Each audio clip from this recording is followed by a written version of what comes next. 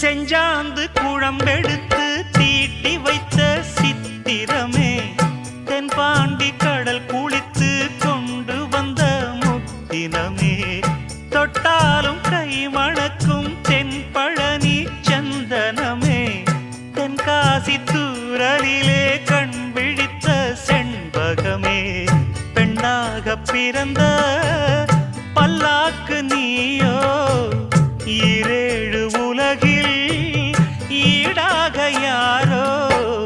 நெஞ்சோடு கூடு கட்டி கூவும் குயிலோ, பாத கொலுசு பாட்டு பாடி வரும்